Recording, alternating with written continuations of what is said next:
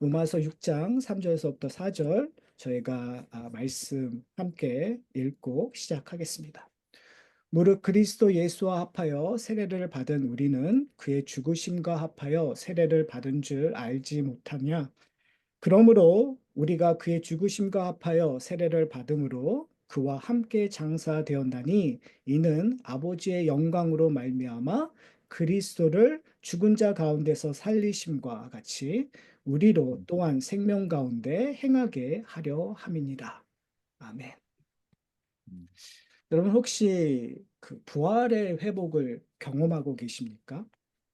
아, 여러분, 이 부활이라는 것들을 저희는 미래에 일어날 거라고 생각을 많이 하는 것 같아요. 분명히 예수님께서 2000년 전에 부활하셨고 그 부활이 우리의 첫 열매가 되었다는 사실을 알고 있음에도 불구하고 항상 부활을 이야기했었을 때 이제 맨 마지막 날 예수님께서 다시 재림하실 때 우리 부활을 믿습니다. 어떻게 보면은 나사로가 죽은 다음에 마리아가 이 고백했던 것처럼 예수님 주님이 다시 오시면 그때 부활할 것을 믿습니다라고 얘기했던 거와 마찬가지로 우리는 부활에 대한 것들을 미래적이라고 생각하는 것 같아요. 문제는 뭐냐면 미래적인 것이라고 생각했었을 때 우리는 그 부활의 기쁨, 부활의 회복을 잘 경험하지 못한다라는 어떠한 약점을 갖고 있는 것 같아요. 저는 오늘 이 말씀을 나눔을 통해서 우리가 지금 부활의 회복을 경험하고 있고, 이 부활의 회복을 경험하는 것이 얼마나 큰 복인지를 찾아가는 이 시간 되었으면 좋겠습니다. 오늘 로마서 6장에서 사도 바울이 우리에게 이야기하고 있는 중요한 컨셉 하나가 있습니다.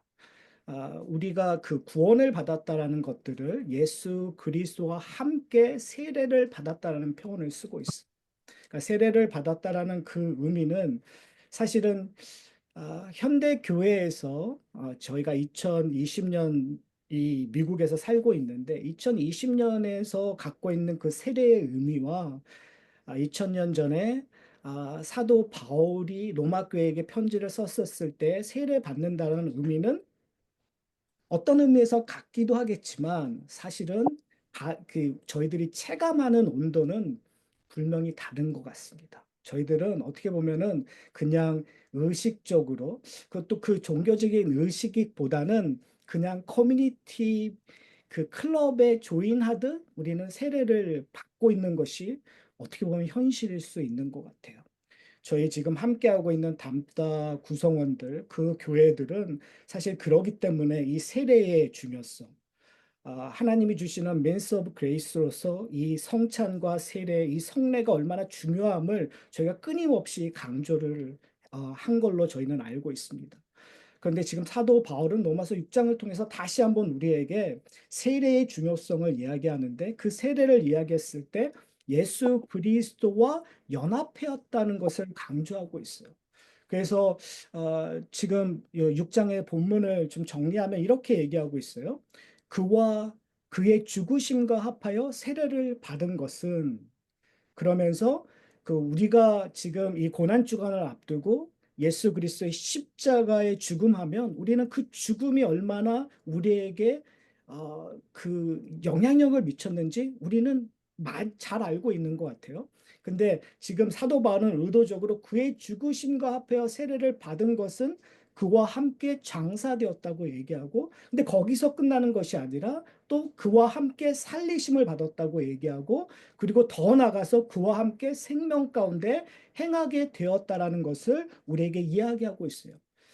저는 이 그와 함께 살리심을 받았다는 것, 예수 그리스도의 그 부활에 저희의 부활이 함께 되고 그 함께 됨으로 말미암아 나오는 결국은 저희들이 더 이상 그 죄 아래 사는 것이 아니라 생명 가운데 살며 생명의 행함이 우리 가운데 드러났다라는 것을 사도 바울은 우리에게 이야기하고 싶은 것 같아요.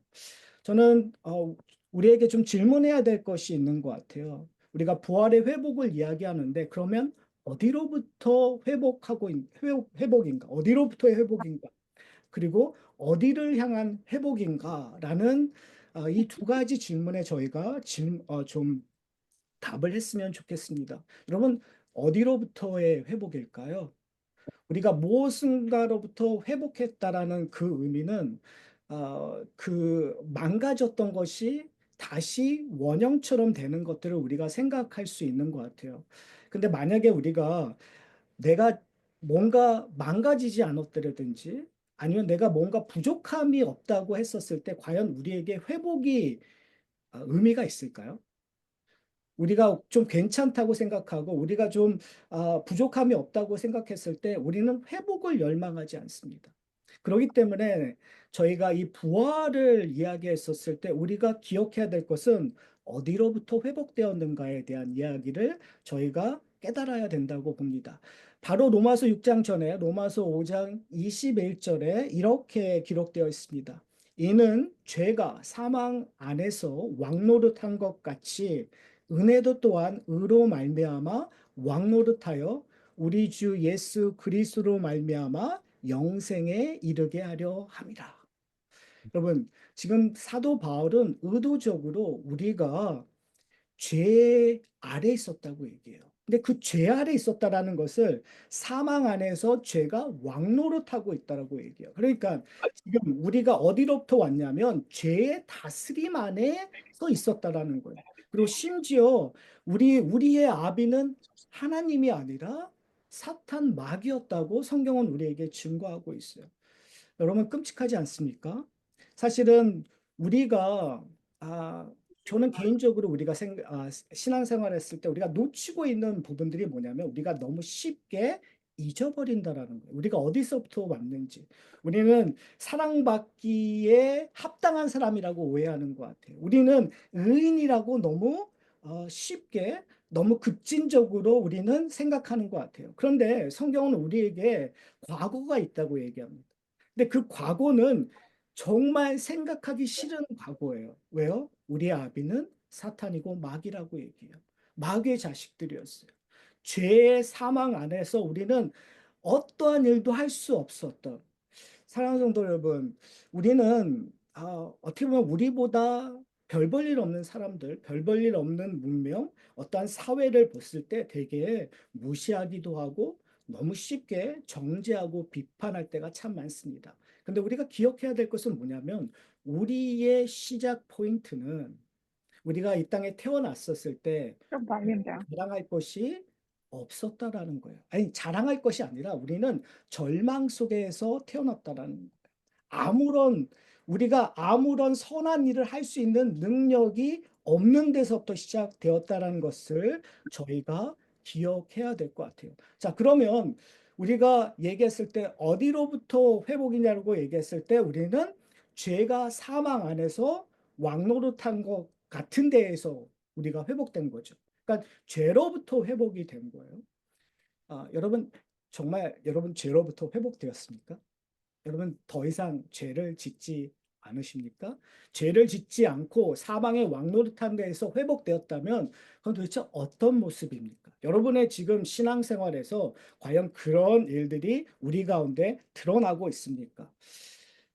제가 오늘 이 집회를 준비하면서 제 마음속에 좀 걸리는 것들이 있었어요. 그게 뭐냐면 과연 우리가 얼만큼의 경험치를 얘기하고 있는가? 우리가 부활에 대한 이야기를 이야기하면서 우리의 경험치는 과연 어떠한 경험치가 있는가? 우리는 그 부활이라는 말 단어에 흥분할 수 있어요. 부활이라는 말 단어에 우리는 기뻐할 수 있어요. 그 부활이라는 단어 안에 정말 천국을 머릿속으로 그릴 수 있어요. 그런데 과연 우리는 죄 아래에서 애통해하고 죄 아래에서 아무 희망 없이 살았던 거를 여러분 기억하십니까?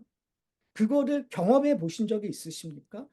그런데 문제는 뭐냐면 그때는 몰랐는데 내가 거기로부터 회복된 다음에 그걸 아는 거예요. 전에는 너무나 당연했어요. 죄 아래 있었던 거 세상에서 다른 사람을 짓밟고 더 높은 곳으로 가는 거 너무나 당연한 거고 그것이 잘하고 있다고 세상은 칭찬했기 때문에 저희는 아무런 죄의식 없이 오히려 정말 편안하게 살아왔었던 거예요. 그런데 우리의 복음을 알고 죄로부터 해방되어서 회복되었을 때 우리는 회개할 수밖에 없죠.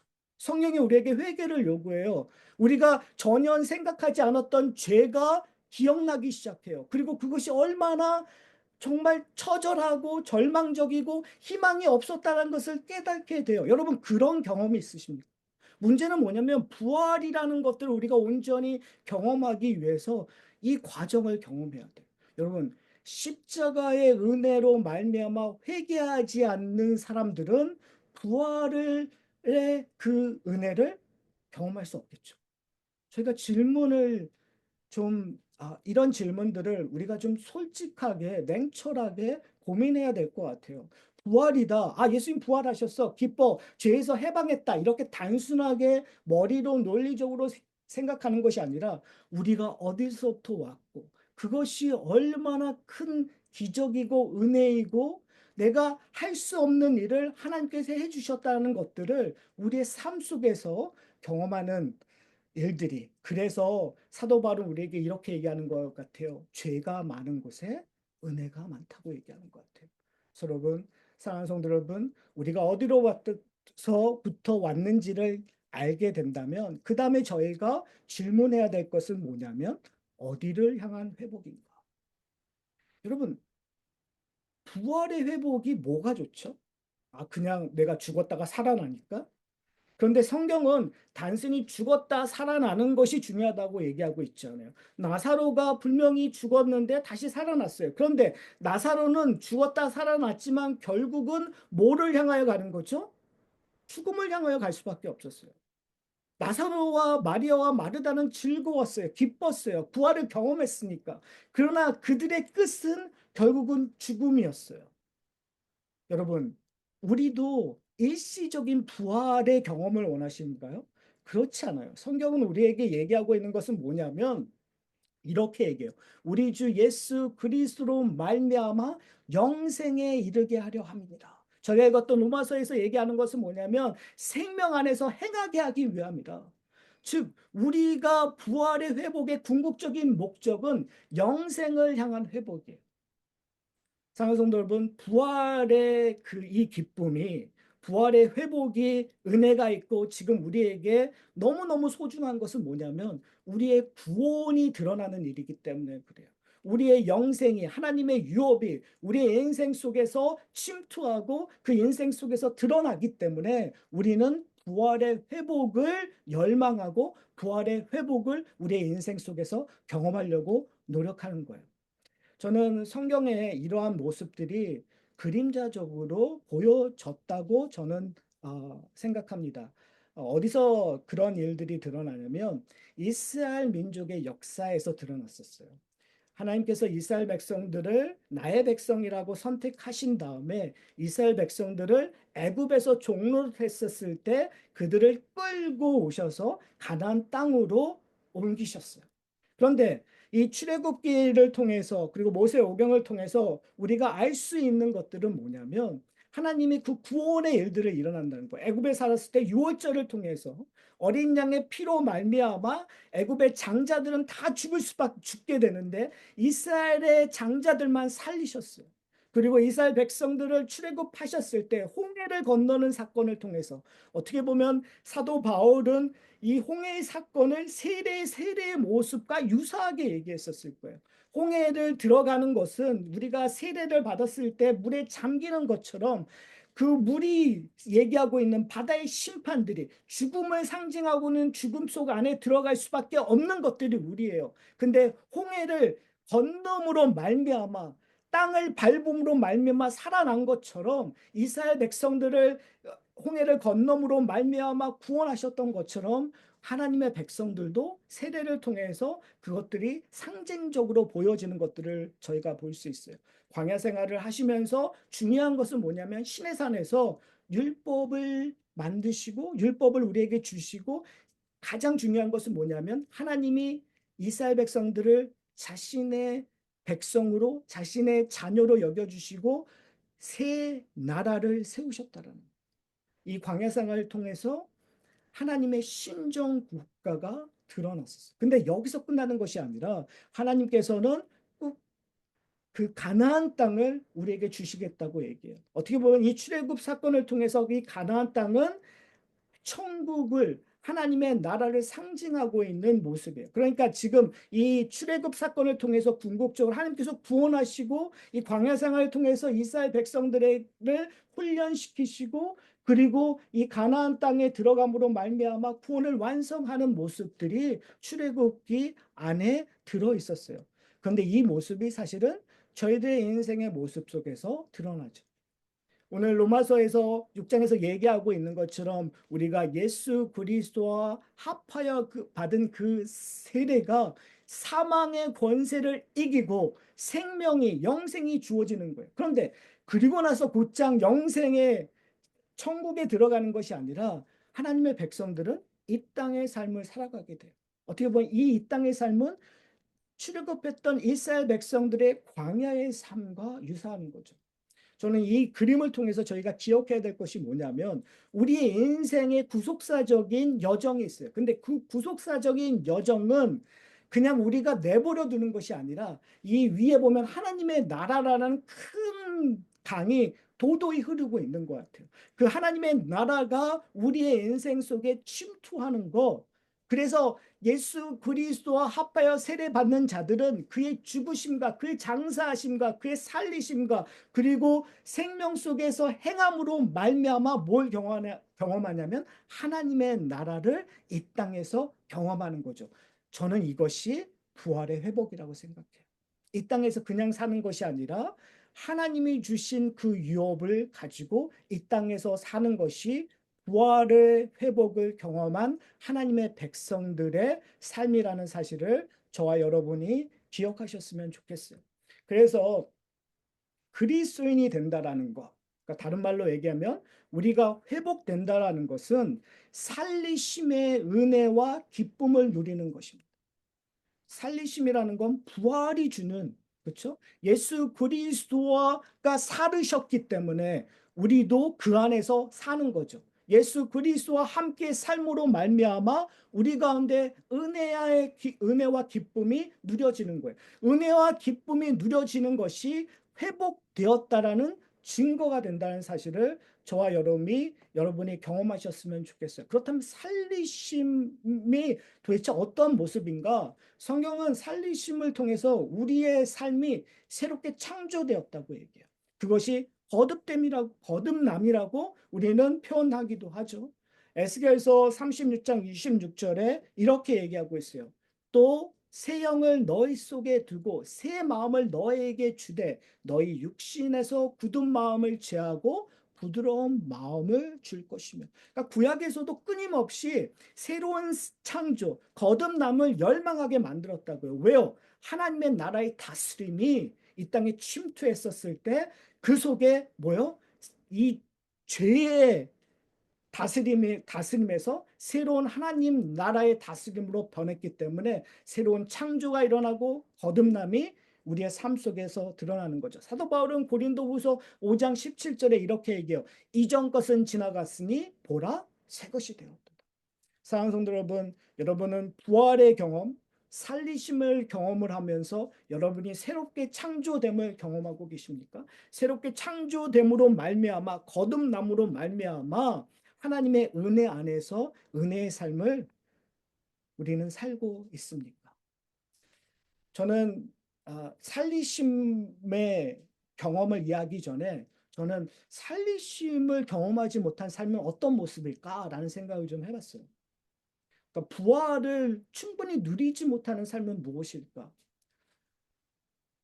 아, 이런 말하기가 좀 이상하긴 하지만 현대 2020년에 살아가는 저희들의 교회의 모습들을 좀 살펴봤으면 좋겠어요. 정말 한국이나 미국이나 교회는 많습니다. 교회를 다니는 사람도 많습니다. 그런데 과연 이 교회를 다니는 사람들이 참 복음으로 기뻐하는 사람은 얼마나 될까요? 부활을 경험하고 하나님의 나라를 열망하고 살리심의 삶을 경험하는 사람은 도대체 얼마나 될까요? 저는 이러한 모습이 출애굽한 이스라엘 모습에서도 드러났다고 생각합니다. 출애굽한 이스라엘 백성들이 광야 생활을 했었을 때 이스라엘 백성들의 문제점이 뭐였을까요? 분명히 하나님의 구원을 경험했었어요.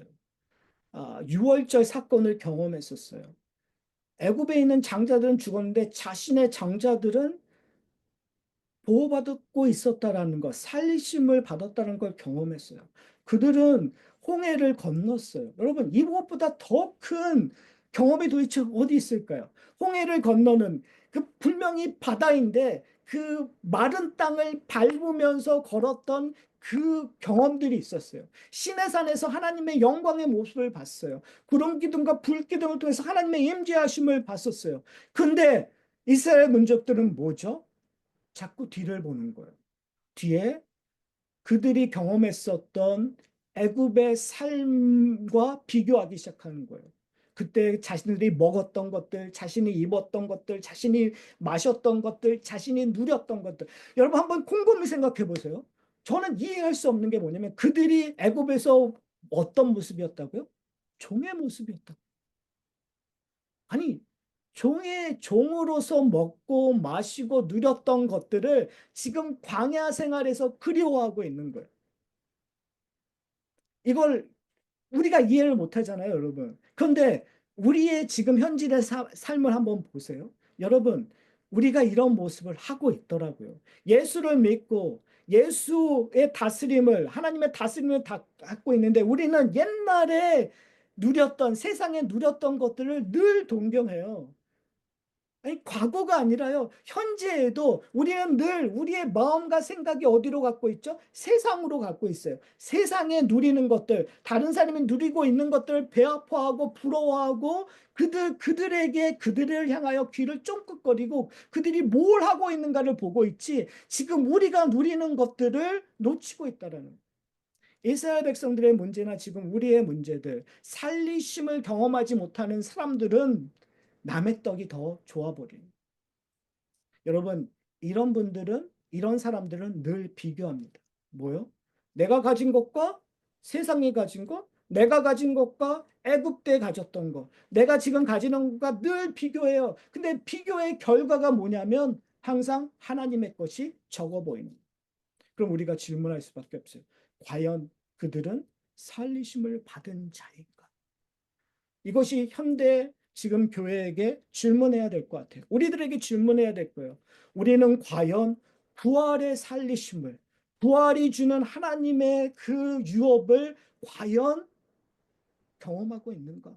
만약에 진짜 경험하고 있다면, 진짜 하나님이 우리에게 영생을 주는 그런 것들을 경험하고 있다면, 당연히 뭐가 좋아야 될까요?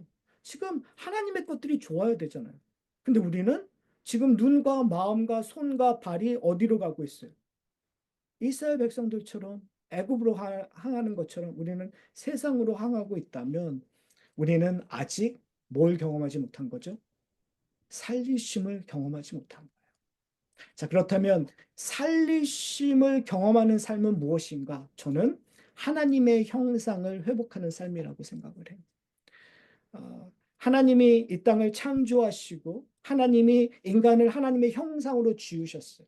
구원의 완성은 인간의 죄로 말미암아 하나님의 형상이 뒤틀려진 것이 우리가 구원받음으로 말미암아 하나님의 형상이 회복되는 거죠. 하나님의 형상이 회복된다라는 건 단순히 이미지가 같다는 것이 아니라 관계가 회복된다라는 거예요. 그 관계를 통해서 궁극적으로 우리에게 주어질 하나님의 유업을 소유하게 된 거죠. 그러니까 단순히 하나님의 형식, 우리에게 남아져 있던 하나님의 형상이 조금 좋아졌다는 것이 아니라 하나님과 충분한 교제를 할 수 있고 하나님의 복을 풍성히 누릴 수 있는 형상으로 회복되는 삶이라는 거죠. 그런 사람들의 모습은 어떨까요? 우리가 출애굽 사건으로 갔었을 때 분명히 하나님의 그 임재하심으로 드러났던 것들이 있어요. 신의 유월절을 통해서 신의 산을 통해서 그런데 이 광야 생활에서 하나님께서 이스라엘 백성들을 그냥 내버려 두지 아니하시고 이스라엘 백성들을 하나님의 나라 하나님의 유업을 주기 위하여 만들어 놓으신 장치들이 있었어요. 그것이 뭐였죠? 율법이었어요. 하나님 나라의 원리, 하나님 나라의 다스림의 그 법을, 율법을 통해서 시내산에서 하나님께서 주셨어요. 근데 그것이 그 복음서에 보면은 산상수훈을 통해서라든지 누가복음에서 보면은 화 있을지어다라고 얘기하는 그 부분을 통해서 늘 하나님께서 제자들을 부르시고 그 제자를 통하여 새로운 나라가 선포되었을 때마다 항상 나오는 것이 뭐냐면 새로운 하나님 나라의 원칙, 원리, 하나님 나라의 법이에요. 근데 그 하나님 나라의 원칙 법은 세상의 것들과 반대되는 거예요. 세상에서는 어떻게 하면 큰 자가 되느냐인데 예수님께서 얘기하는 것은 뭐냐면 낮은 곳으로 가라고 얘기해요. 낮은 자가 되어라. 섬겨라. 어린아이와 같이 되어라. 그리고 세상에서는 모든 걸 가지고 부유한 자가 파워가 있는데 예수님께서는 뭐라고 얘기하시냐면 가난한 자는 복이 있나니 줄인 자가 복이 있고 애통하는 자가 복이 있고 나를 위하여 핍박받는 자가 복이 있다고 얘기해요. 그러니까 이제 새로운 나라가 형성되었다. 하나님 나라가 형성되었을 때마다 새로운 원칙들이 주어졌다는 거죠. 그것은 하나님의 축복이에요. 하나님께서는 만나를 통해서 그들의 배고픔만 해결하는 것이 아니라 누가 주인이심을 우리에게 선포해 주셨어요. 만나는 결국은 하나님, 내 생명은 하나님의 것입니다라는 고백으로 만나가 주어졌다는 거죠. 그것뿐만이 아니라 성막을 통해서 하나님의 임재하심이 드러났고 그리고 하나님의 영광이 불기둥과 기둥을 통해서 드러났었어요. 그러니까 광야 생활은요, 그냥 내버려두는 황무지 삶이 아니었어요. 어떻게 보면 이스라엘 백성들에게는 이러한 하나님의 임재하심과 하나님의 손길과 하나님의 다스림이 어떻게 보면 이 땅에서 경험하지 못하는 가장 큰 은혜였단 말이에요. 근데 그들은 그것들을 놓아버리고 오히려 비교해서 세상 것들을 그리워했다는 거죠. 그러면 살리심을 받은 사람들은 결국은 누가복음에서 예수님께서 얘기하시는 것처럼 너희는 무엇을 먹을까 무엇을 마실까요? 구하지 말며 근심하지도 말라. 그러니까 하나님의 예수 그리스도로 말미암아 살리심을 받은 자들은 뭐 하지 말라는 거죠? 이 땅에서 무엇을 먹을까 무엇을 마실까 구하지 말며 근심하지 말라. 자, 여러분은 구하지 않고 계십니까? 근심하지 않고 계십니까? 참 어렵죠. 왜요? 우리는 늘 그것만 기도로 구하였으니까. 우리는 사실 우리가 근심하고 있는 건 이 땅에서 어떻게 살아가는가의 근심이 우리의 가장 큰 부분들을 이끌고 있기 때문에. 그런데 왜 예수님께서 왜 근심 구하지 말라고 했을까? 왜 근심하지 말라고 했을까? 결국은 우리가 예수 그리스도와 합하여 살아난 세례를 받는 자들은 이 땅에서 하나님의 공동체, 예수 그리스도의 몸인 교회를 통해서 하나님의 영광이, 그리스도의 영광이, 성령의 인도하심이 드러나기 때문에 그래요. 그래서 예수님께서 바로 그 다음 절에 뭐라고 얘기하냐면 다만 너희는 뭐를 구하라고요? 그의 나라를 구하라는 거예요. 하나님의 나라를 구하라는 거예요. 그러면 이런 것들은 너희에게 더하시리라. 그러니까 뭘 얘기하는 거죠? 뭐가 더 큰 밸류가 있냐라는 거예요. 사랑하는 성도 여러분. 너희가 지금 먹고 배부른 것들, 마시고 싶은 것들을 구하는 거가 더 밸류가 있느냐? 아니면 하나님의 나라를 구하는 것이 더 밸류가 있느냐? 다른 말로 얘기하면 너의 뜻이 이루어지는 기도를 할 것인가? 하나님의 뜻이 이루어지는 기도를 할 것인가? 어디에 밸류를 둘 것인가? 부활의 회복을 경험하는 자는 어디에 밸류를 두겠어요? 하나님 나라의 거에 밸류를 두겠죠. 하나님의 뜻이 이루어지는 것에 밸류를 두겠죠. 그래서 누가복음 12장 34절 그 다음에 뭐라고 얘기하면 예수님께서 이 이야기를 끝마치시면서 결론이 너희 보물 있는 곳에 너희 마음도 있느니라. 결국은 살리심을 받은 자는 보물이 무엇인지 아는 자예요. 보물이 여러분 어디에 있습니까? 여러분에게 보물은 무엇입니까? 여러분이 인생 속에서 지금 살고 있는데 여러분에게 가장 큰 보물은 무엇입니까? 어떤 분에게는 사업체일 수 있고 어떤 분에게는 자식일 수 있고 어떤 분에게는 여러분의 명예일 수 있고 그런데 그것은 다 이 땅의 것이라고 얘기해요. 우리로 하여금 그 보물 있는 곳을 찾기를 원해요. 지금 이 그림처럼 살리신 자들, 부활을 경험한 자들의 보물이 있는 곳은 어디겠어요? 하나님 나라예요. 그러면 우리의 삶 속은 우리의 삶을 살아갔을 때 옛 사망을 돌아보는 것이 아니라, 그렇죠? 이 세상을 돌아보는 것이 아니라, 사망 아래서 살았던 내 삶과 비교하는 것이 아니라, 세상과 비교하는 것이 아니라, 우리의 눈이 어디로 향하는 거예요? 하나님의 나라로 향하는 거예요. 왜요? 그곳에 뭐가 있으니까요? 우리의 보물이 있으니까. 근데 여러분, 너무너무 중요한 것은 뭐냐면, 우리가 그렇게 볼 수 있는 이유는 하나님의 그 나라가 우리 가운데 침투했기 때문에 그래요. 어떻게 침투했죠? 왜 침투했죠? 내가 살리심을 받았어요. 예수 그리스도와 합하여 죽고 예수 그리스도와 합하여 장사되고 예수 그리스도와 함께 살리심을 받았고 예수 그리스도의 그 영생 아래서 살고 있기 때문에 행하고 있기 때문에 하나님의 나라가 나에게 침투한 거예요. 우리의 가정에 침투한 거예요. 우리 교회 공동체에 침투한 거예요. 그래서 우리를 그냥 내버려 두시는 것이 아니라 성령의 인도하심으로 살아가는 거예요. 그러니까 우리의 삶 속에서 결과물이 뭐가 되는 거죠? 성령의 열매가 맺어지는 거예요. 왜요? 우리는 성령의 인도하심을 따라가는 사람이니까. 하나님의 그러니까 부활은 살리심을 받은 사람은 뭐를 공급받는 거죠? 하나님 나라로부터 하나님의 나라의 유업들 공급을 받아요. 공급을 받으니까 뭘 알게 되는 거죠? 그것이 보물이라는 걸 알게 되는 거예요. 그러니까 뭘 바라보는 거예요? 자꾸 하늘을 향할 수밖에 없는 거예요. 언제까지? 영생의 그 나라에 가기까지. 그러니까 우리의 인생의 여정이 바로 그 삶인 것 같아요. 하늘로부터 유업의 은혜를 받고 그것이 보물인 줄 알고 하나님이 기뻐하시는 일들을 행하는 것들이 결국은 살리심의 은혜고 살리심의 회복이라는 것들을 여러분이 기억하셨으면 좋겠어요. 그래서 부활의 회복은 하늘의 보물을 회복하는 거예요. 이 땅에서.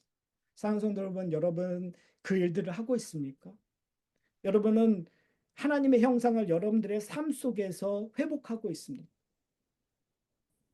그것을 어떻게 우리가 얘기할 수 있을까요? 그것은 결국은 예수 그리스도를 닮아가는 거예요. 예수 그리스도와 연합하는 거예요. 예수 그리스도 안에서 내 삶이 정의가 되는 거예요. 세상의 눈으로 정의되는 것이 아니라 세상의 생각으로 나를 평가하는 것이 아니라 내가 예수 그리스도 안에서 예수 그리스도만 자랑함으로 내가 예수 그리스도로 하나님 앞에 서는 거예요. 사랑하는 성도 여러분, 그 일들이 여러분에게 기쁜 일이십니까? 만약에 그렇다면 여러분에게 무엇이 주어졌냐면 하나님의 유업이 주어졌어요. 하나님의 유업의 가장 큰 것이 뭘까요? 하나님의 자녀 되는 권세예요. 하나님께서 여러분을 자녀 삼아 주셨어요. 아들 삼아 주셨어요. 그렇죠? 그리고 하나님 나라를 누릴 수 있는 그 모든 것들이 주었어요. 그것이 회복되는 거예요. 근데 우리가 오해하고 있는 것들이 있는 것 같아요. 이런 회복이 분명히 단번에 이루어지는 부분도 있어요. 그러나 단번에 이루어지는 것이 아니라 우리가 하늘나라 가기 전까지 우리 인생에 조금씩 그것들을 알아가고 경험하고 그거를 누리는 것이 이 땅의 삶이라는 사실을 저와 여러분이 좀 기억하셨으면 좋겠어요. 우리 많은 분들이 구원하면 내가 예수님을 고백하고 난 그냥 천국 갔다. 그냥 결과론적으로만 생각하는 것 같아요. 그러나 성경이 우리에게 얘기하는 건 뭐냐면 이 하나님의 보물은 우리가 이해하고 우리가 표현하고 우리가 만질 수 있는 거를 뛰어넘는 거라는 얘기예요. 그게 무슨 말이죠? 우리가 아무리 발견해도 더 무한한 것들, 더 위대한 것들, 더 깊고 더 풍요로운 것들이 있다라는 거예요. 여러분, 무언가의 전문가 된다는 거, 무언가에 깊숙이 빠진다는 건 뭔지 아세요? 더 갈급하게 되는 거예요, 여러분. 대충 빠진 자들은 만족할 수 있어요. 그러나 정말 깊게 빠지는 것은 아주 조그만 것들까지도 더 풍요롭게 더 얻으려고 노력하는 것. 여러분, 그것이 우리의 여정 속에서 드러날 수밖에 없다는 거죠. 그래서 성도에게 이 땅의 삶은 부활의 회복을 맛보는 축복의 시간이라는 사실을 저와 여러분이 기억하셨으면 좋겠어요. 이게 무슨 말일까요? 저는 아, 이 땅에서 우리가 순간순간 조금씩 하나님께서 우리에게 약속하신 장성한 분량까지 매일매일 그것들을 맛보고 경험하는 것이 우리의 삶인 것 같아요. 저는 한동안 그런 생각을 했어요. 그 만나 정말 지겨웠겠다. 그렇죠. 40년 동안 매일 내려지는 그 만나 얼마나 지겨울까. 도대체 어떠한 요리를 해서 먹을지라는 생각을 했었어요. 그런데 곰곰이 생각해 보니까요. 그건 우리 생각인 것 같아요. 그렇죠. 그러니까 우리 생각에는 그 똑같은 거를 매번 먹으니까 지겹고 그러니까 요리법을 생각할 수밖에 없고라고 생각을 하는 것 같아요. 그러나 곰곰이 생각해 보니까 아니 하늘의 것들이 내렸다면 하늘의 것들이 세상의 형태로 보여지지만 하늘의 것다면 그 신비스러운 것들이 매 순간 매 순간 나와 하나님과의 관계를 설정하고 있다면 그 순간순간 발견하는 것들은 무한대인 것 같아요. 그 밸류는 무한대고 그 경험은 무한대인 것 같아요. 근데 중요한 거는 예수님께서 얘기하시잖아요. 그 만나를 먹고도 죽었었는데 그들은 이제는 우리에게 예수 그리스도라는 산떡이 생명을 얻게 하는 그 떡이 우리에게 주어졌단 말이에요. 그러면 우리는 그 생명의 떡을 먹고로 말미암아 우리의 인생 속에서 수많은 레이어, 수많은 맛, 수많은 그 텍스처들을 경험할 수 있는 복들이 우리의 인생 순간순간 나온다라는 거예요. 근데 그것들이 뭐래요?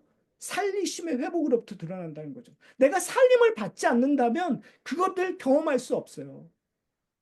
여러분, 그것이 부활의 기쁨이고 부활의 능력이라는 사실을 우리가 깨달았으면 좋겠어요.